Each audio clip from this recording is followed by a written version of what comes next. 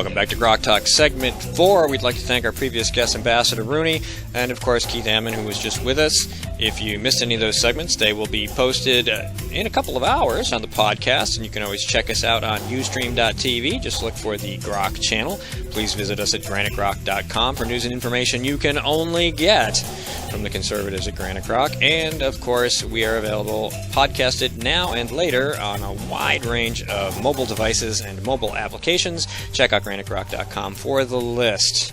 We would now like to welcome to the program our next guest, a gentleman who is running for U.S. Congress in Congressional District 2, Jim Lawrence. Welcome to the program. Thanks for having me, Steve. There we go. I got to make sure I got you on the right headset. All right. And we have the video on.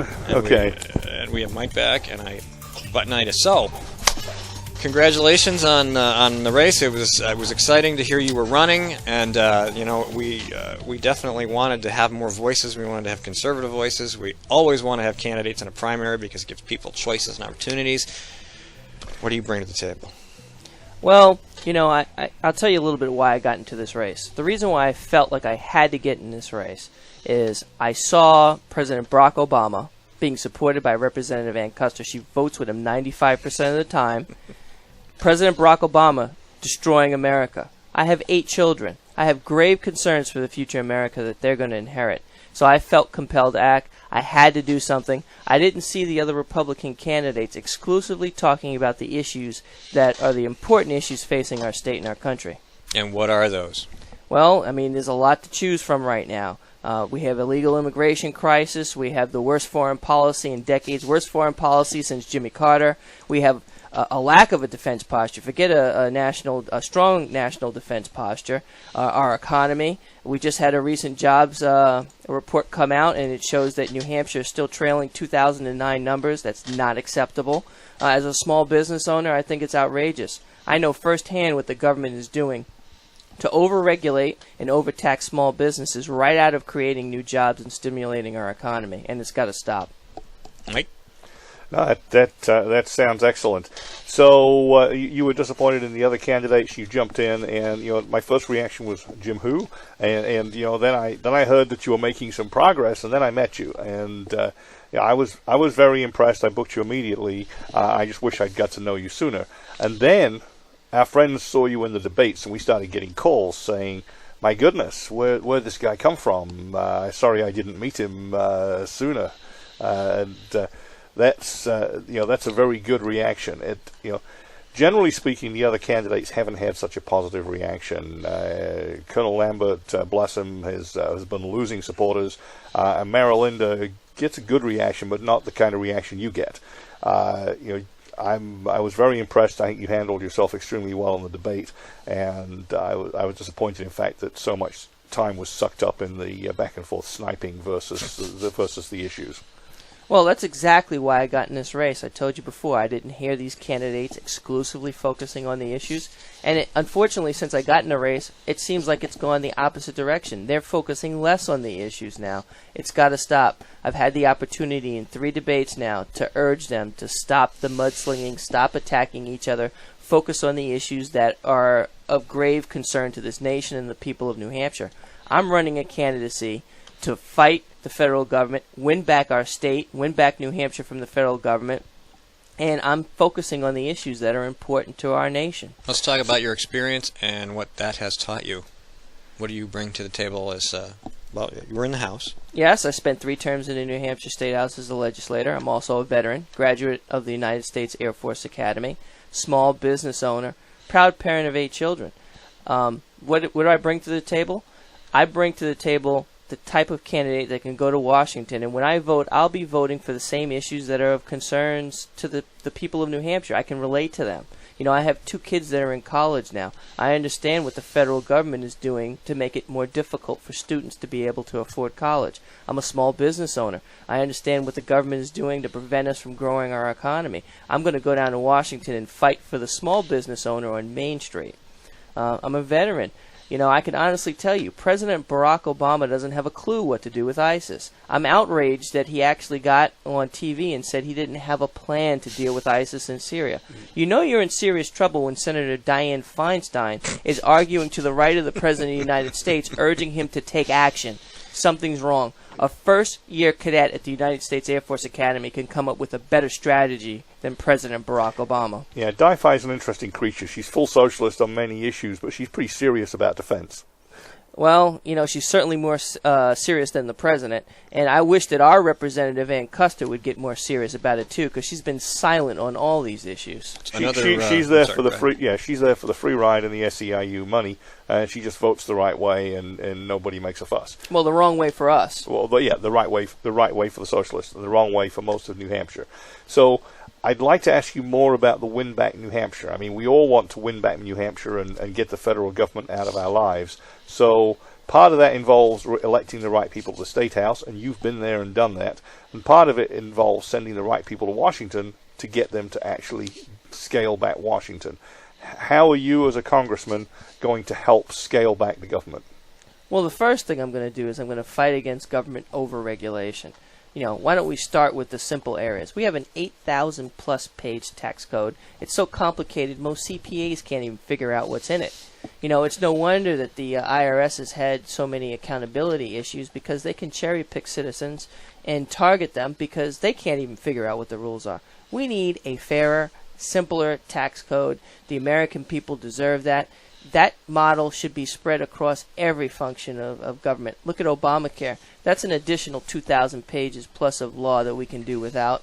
It broke the backs of healthcare. It broke the back of healthcare in this state. The narrow network has eliminated options for people in this state for healthcare. There's a county that has not one single doctor or a single hospital that Obamacare covers. That's not America. I bet that's one of the more remote counties. So actually, it's Sullivan County. Okay, it's not yeah, terribly it's not remote. that remote. So, I mean, that just goes to show you the extent of the damage that's been done by this big bureaucratic Washington, D.C. overregulation of our health care. What we had before, it wasn't perfect, but it was certainly a lot better than what we have now. So how do you get the beast to slice itself down to size is really the issue. As I win back New Hampshire is a fantastic message, and it's resonating, I hear.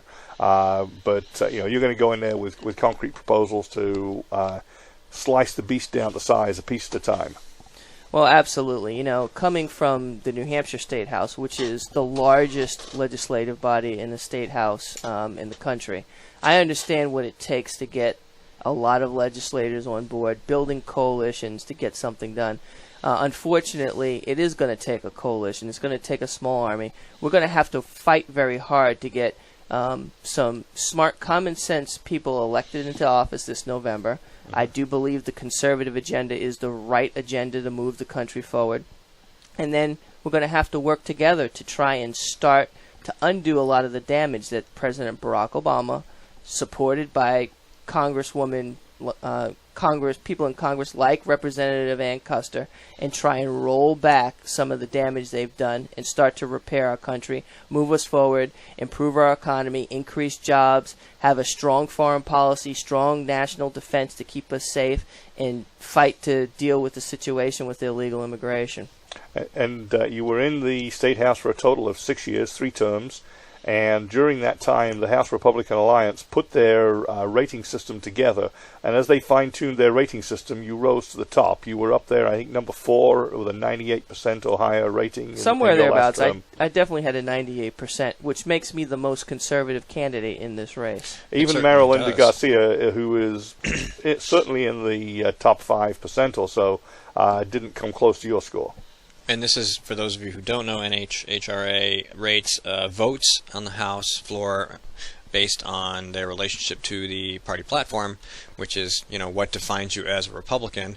And we do, despite the establishment Republican umbrella that exists in this state, we still have a very good platform. Right, we do. And Granite Grok and most of the candidates we've talked to actually support the Republican platform. What is strange to us is that the Republican Party doesn't necessarily support the candidates that support the platform. But Keith, that we just had on, and now Jim are solid supporters. We're going to go to break in a couple quick minutes, but I want to touch on immigration, legal immigration in general. We've had the refugee problem. We've had people, groups, non-government organizations who've been hired to move people by the head. These people pouring across the border. Let's talk about that real quick. Well, it's very crystal clear that President Barack Obama is on the wrong side of this issue. He's making the situation worse instead of making it better. He's actually encouraging people to violate the law, which to me is an outrage. My position is crystal clear. Before we talk about doing anything else, we have to secure the border. We have to secure the border for two reasons. We have to stave off the increase of illegal immigration to this country. We also need to protect ourselves. We have ISIS growing as the number one threat to the United States interests around the world and here at home as well, and we need to protect ourselves from that. But I'm in favor of securing the border, build a fence, augment our border patrol with additional personnel, use the National Guard if necessary, use electronic monitoring countermeasures as well. And I'm not in favor of amnesty of any kind because I believe that will send the wrong message. We need to support those who have followed the law and encourage them instead of giving a free pass to those who have violated the law. You know, Representative Ann Custer could have taken a hard stand and supported House Amendment 136, which would have ended administrative amnesty, but she chose to vote against it. I'll never vote against it. We are going to take a quick break, and we will be right back with Jim Lawrence, who's running for Congress in Congressional District 2 in New Hampshire. He tried to make us believe he was a fiscal conservative, but State Senator Dave Booten has been deceiving New Hampshire taxpayers. Like a wolf in sheep's clothing, he claimed to be one of us, pretending to blend in, but all along voting like a liberal Democrat. He voted to raise your gas tax by another 23%, taking a bigger bite out of our wallets every time we're at the pump. And oh, how he drooled at the opportunity to vote to expand Obamacare, which will result in higher taxes and longer wait times in the emergency room. And now the Senate wants to pass a bill to prevent us from criticizing Senator Booten's vote? Call Senator Booten at 603-203-5391 and tell him that we're on to his wolf in sheep's clothing routine. Tell him to stop pretending to be a fiscal conservative and start voting like one. Paid for by Citizens for a Strong New Hampshire. New Hampshire is famous for scenic drives, but they're tough to enjoy when you're on your way to the doctor. Because Obamacare limits your choices, some will have to drive more than an hour to see a doctor. What's health insurance worth if care isn't there when you need it? Jean Shaheen voted for Obamacare, putting your doctors and hospitals further out of reach. Tell Senator Shaheen Obamacare is not working for New Hampshire.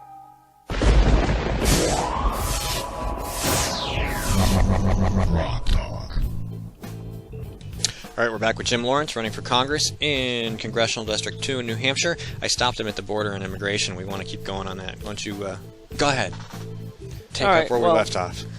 You know, it's interesting because Australia had a similar circumstance to what we're facing now not that long ago. They had a policy where they were allowing illegal immigrants to come into Australia.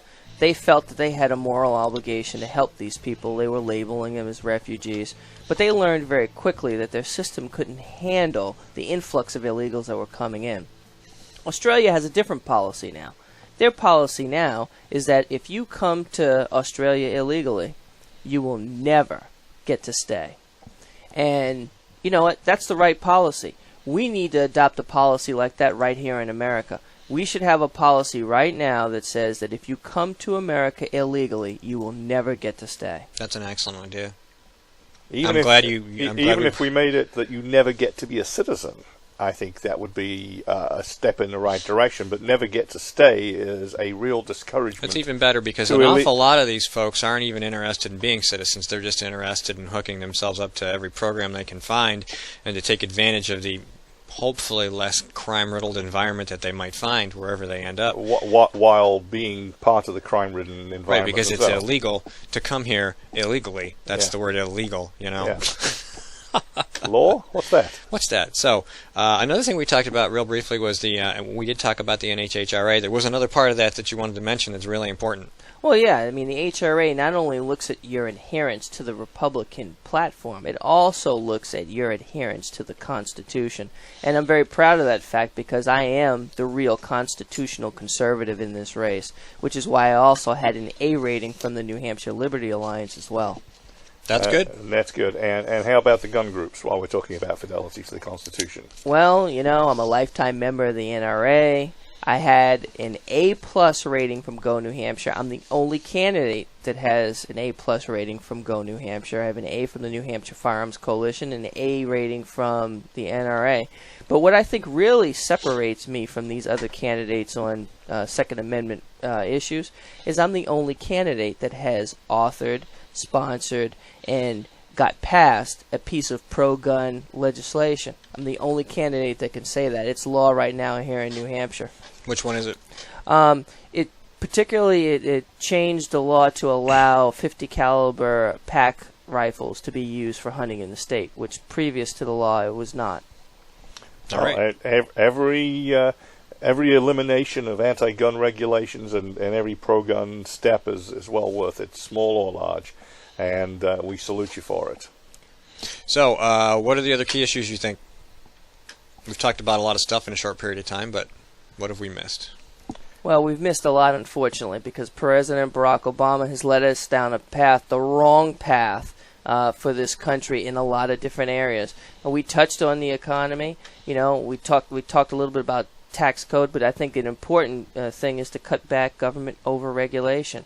As a small business owner, I know firsthand how the government can get in the way of small businesses from growing our economy. Small business is what really has the largest impact on growing our economy, and we should be doing everything in our power to support small businesses on Main Street and not getting in the way. That's another big issue where I think that President Barack Obama is completely wrong, and Representative Ann Custer, once again, she's silent on this, and she's just voting along with Barack Obama on all of these issues. What is, as a small business owner, can you give us some examples of what this regulatory state is doing to you? Well, I'll give you a prime example. Every year, this is more of a state issue, but look at the rise of costs of workman's comp. That's directly a result of over-regulation by the state government here, strangling small businesses out of existence. We could talk about the business enterprise tax, which is basically a payroll tax, doesn't even take into consideration a revenue stream of a small business or any business. And I don't know how we can pass these policies and think that businesses can survive in this kind of environment. It's ludicrous. From the federal government standpoint, we don't have enough time to discuss all the regulations that they've put into place, and it grows every year. Small businesses are required to hire other people to keep up with all these regulatory and law changes in Washington, D.C., and it drives up the cost of doing business. It's got to stop. Absolutely. So with that in mind, which departments would you close first? Let me give you the Perry question. Which 3 departments would you close if you could? Well, I like to close a lot of them, but I'm going to be realistic. I'll tell you what I'm looking at, the areas that I'm looking at very hard. I think there's a lot of opportunity to cut inefficiencies in areas like the Department of Education, Department of Energy. There's also a lot of issues in the State Department. Let's start with foreign aid. Why are we giving other countries billions of dollars when we can't take care of our issues here at home?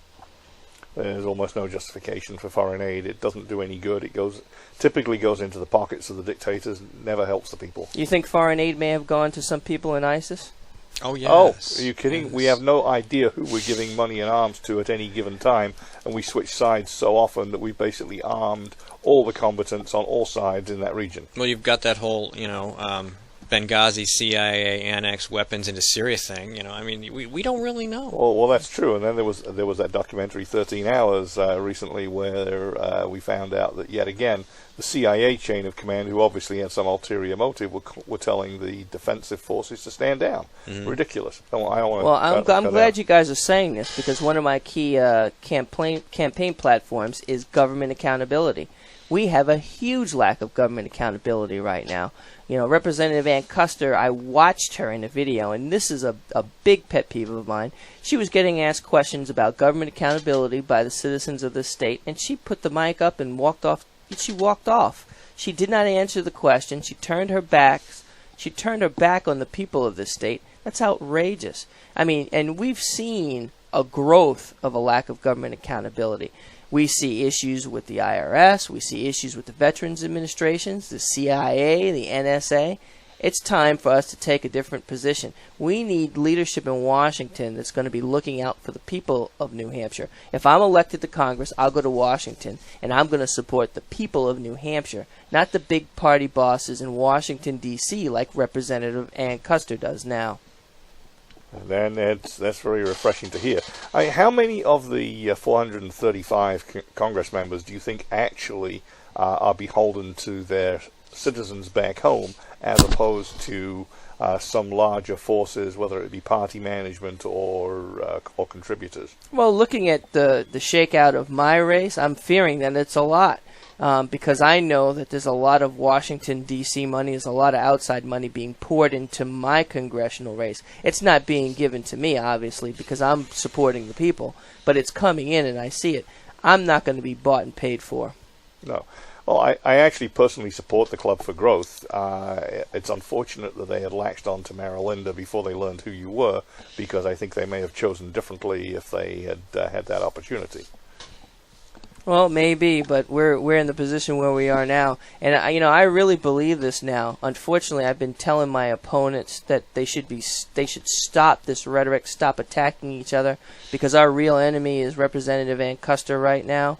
She's an enemy to the people, and we need to address her and not each other. They didn't listen to me, and unfortunately, we're in a bad position now, where our Republicans running in the race, my two opponents, have damaged themselves to the point where their supporters are not likely to support the other candidate in November, leaving me as the only Republican candidate that has a chance at unifying the Republicans to go against Ann Custer. And that's a powerful argument, and of course we saw the debate with the non-handshake at the end, that your two opponents are so have so much animosity to each other that not only can they not let go during the debate to actually cover the issues, but they can't even be civil and shake hands at the end. Well, I've shaken both of their hands at every debate. I'll continue to do that.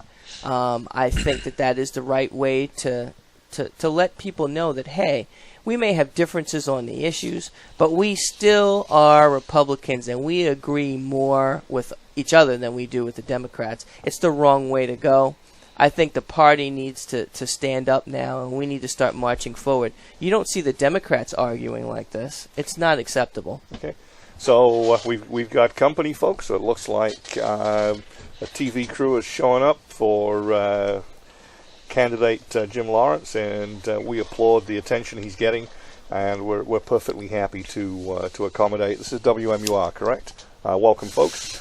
Welcome to our spaghetti mess. Yeah, we didn't put on our Sunday best for you, but please come on in, and we've been having a lot of fun. So we've got about 3 minutes left. Yeah, so let's see. Before we get to a last question, why don't you tell us how people can reach you? Like I said, we've met you. We're impressed. We're all about platform adherence and constitutionalism.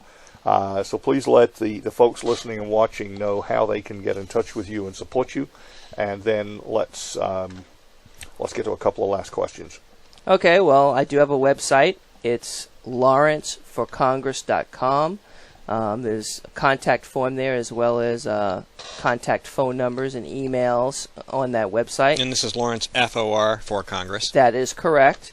So that's the best way to get a hold of me. Hey, we're in the final stretch here, and I'm looking for additional volunteers and support in any way you can, because I do firmly believe that I am the right candidate to unite the Republican Party to defeat Representative Ann Custer in November. And you are not without a record. You have an excellent record in the State House. You are not without a business background. You run a business. You've got a family. You've got deep roots in New Hampshire. And as a military veteran, you support the Constitution. So, Steve, you got a last question for Jim before? What's your 60-second vote for me? Unless that was it. I don't know. Well, I'm Jim Lawrence. I'm running for Congress to win back our state from the federal government. President Barack Obama being supported by Representative Ann Custer, he's destroying America. As a proud parent of 8 children, I have grave concerns about the future opportunities that my children will have in America. My other 2 opponents in the Republican primary, unfortunately, have damaged themselves beyond electability. I'm the only candidate now that can unite the Republican Party to defeat Representative Ann Custer in November. Please support me on Tuesday in the primary vote as the only Republican candidate that can still go after Representative Ann Custer. 30 seconds. What's the first thing you do when you get to Congress? The first thing that I do when I get to Congress, I want to figure out exactly how we've allowed things to get so bad in this country that we've got so much distrust of the government. All right. Thank you very much, sir. Jim Lawrence, running for Congress in CD2, New Hampshire Congressional District 2. Thank you so much for coming down and spending a half hour with us here in beautiful Concord, New Hampshire. Thanks for having me, Steve. All right. Thank you very much, sir. We really appreciate it. We'll get this up so you can link to it, and we wish you the very best of luck. Yeah, we will add a link to Jim Lawrence for Congress when we post the podcast later today. My name's Steve McDonald. I'm here with Mike Rogers. I was going to say Skip, because that's what I always say, but Skip's not here today. Skip's out practicing his shooting skills. He is, and good for him. Yes. With Susan's husband, I believe. Yes, he is. All right, great. Check us out at GrokTalk.com.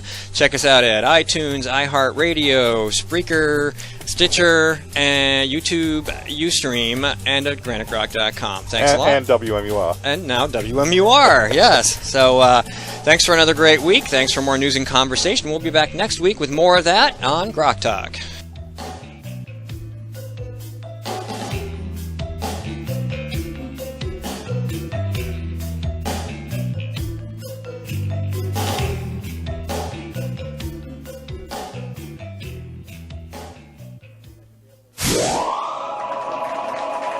Yeah, baby! When asked whether she still supports Obamacare, Senator Jeanne Shaheen said, "Yes, I do continue to support the law. We're beginning to see some positive results." how can Senator Shaheen say we're seeing positive results when 22,000 of our neighbors have already lost their health insurance? What's worse, the Boston Globe reports the state's only health insurance provider radically reduced the number of hospitals in their network, forcing some people to drive over an hour for lab work, even when there's a hospital within a few miles of their home. When pressed about lack of access, Shaheen said, There are some hospitals that are not covered, unfortunately, and I certainly hope that's going to change. Jeanne Shaheen promised us we could keep our doctors and our healthcare coverage. Now she hopes we can get to a local hospital? Call Senator Shaheen at 603-647-7500. Tell her we need more than hope. We need leadership. Paid for by Citizens for a Strong New Hampshire.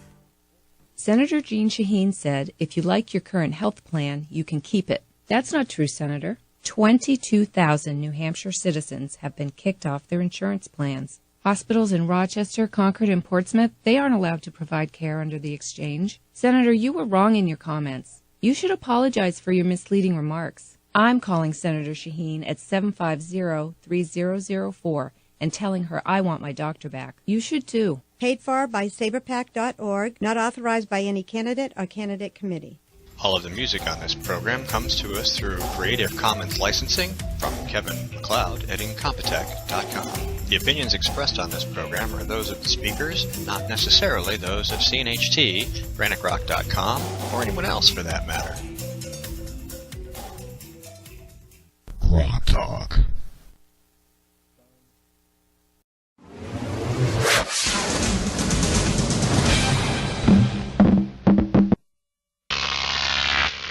Grok TV.